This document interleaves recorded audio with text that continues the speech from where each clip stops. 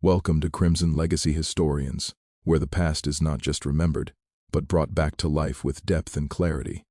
In 465 BCE, a woman was dragged into the courtyard of the most magnificent palace on earth.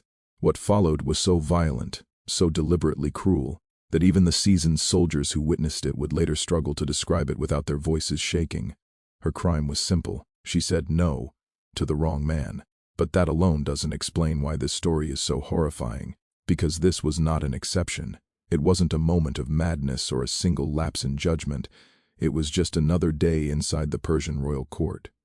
One incident in a decades-long pattern that slowly transformed the world's most beautiful palace into a machine of psychological terror.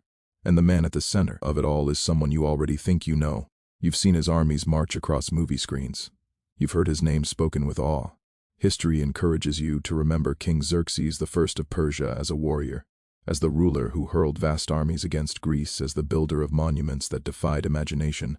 That's the version we prefer. It's easier to accept. But what if the real war of Xerxes' reign wasn't fought on battlefields at all? What if it unfolded behind gilded walls, without swords or shields? A war where the victims couldn't flee, couldn't resist, and couldn't even speak their truth without risking everything they loved. What if the greatest atrocity of Xerxes' rule had nothing to do with Greece, and everything to do with what happened inside his own household every single day? Stay with me, because what you're about to hear will challenge everything you think you know about ancient Persia, and by the end of this story, you'll understand why it remained buried for more than 2,000 years.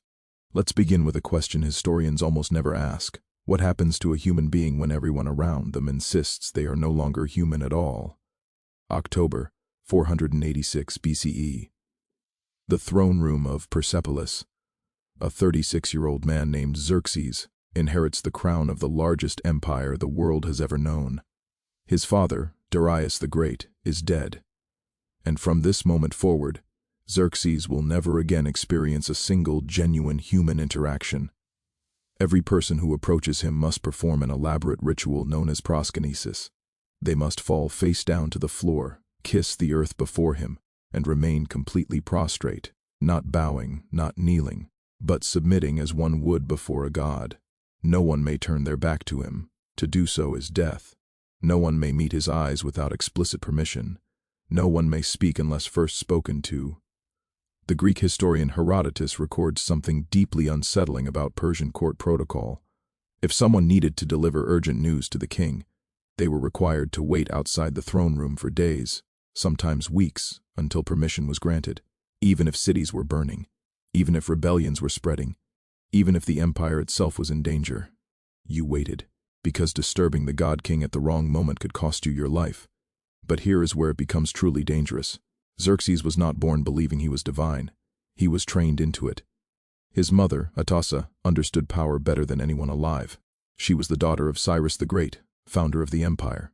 She had watched her own family destroy itself in ruthless succession struggles, brothers poisoning brothers, bloodlines erased overnight, and she understood the brutal reality of the Persian court. Family was not a source of safety. It was the greatest threat imaginable. So she taught her son one lesson above all others: trust nothing, control everything, never show weakness, because the moment you appear human, the moment you appear vulnerable, you are already dead.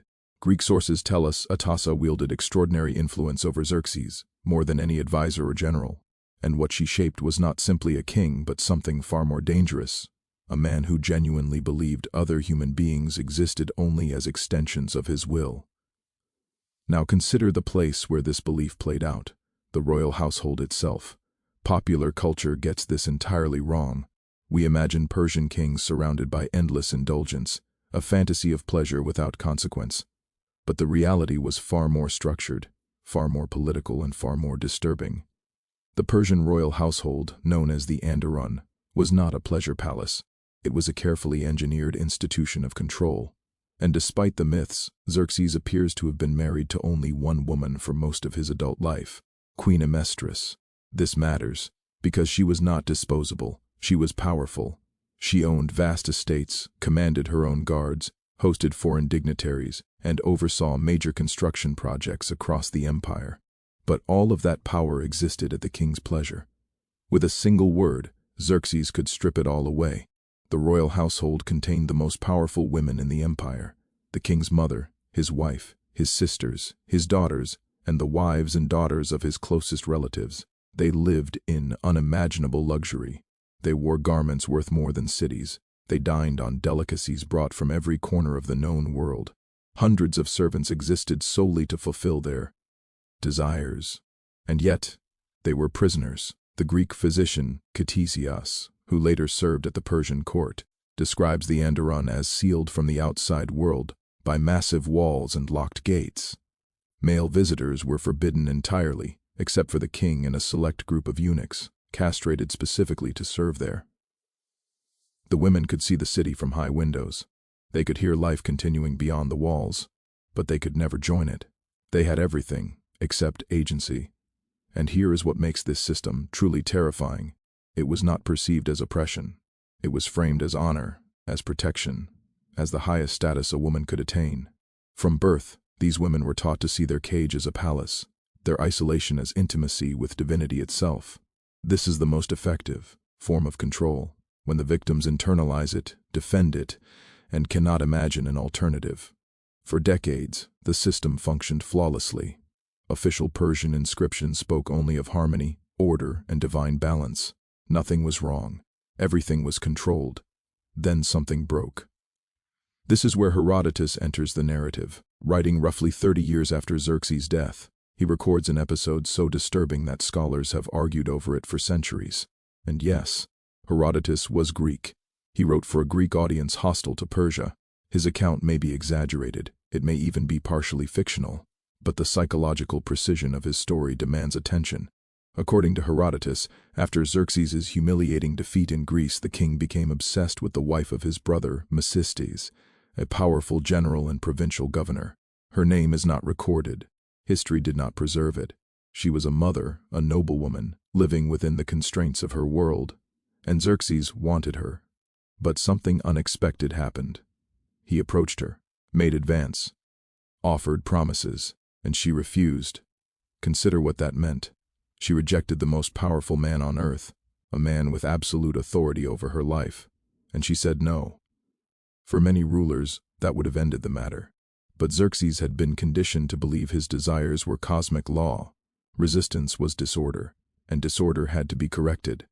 So he turned his attention to her daughter, Artente, his own niece. She was young, vulnerable, and she did not, or could not, refuse. The affair began. And with it, Xerxes gained absolute control over the daughter, and a means to punish the mother who had defied him. He promised Artente anything she desired, anything in the empire, and she asked for a robe, a unique garment woven by Queen Amestris herself, threaded with gold and royal purple. Xerxes gave it to her, fully aware of what that act signified. When Amestris saw her robe worn by another woman, she understood immediately, and she planned her response with the cold precision of someone who had survived court politics her entire life. She waited for the king's birthday feast, a sacred occasion when Persian custom required the king to grant any request made publicly. And before the assembled nobility, she asked for a gift, the wife of Mesistes. Xerxes knew what would follow. He begged her to choose something else, offered wealth, cities, armies. But the request had been made publicly. It could not be refused. The woman was delivered to the queen. What happened next is almost unbearable to recount. According to Herodotus, Amestris ordered the woman mutilated, not randomly but deliberately, in ways designed to erase her identity. Her breasts were removed. Her nose, ears, lips, and tongue were cut away. She was sent back to her husband alive, as a message. This was not rage, it was policy.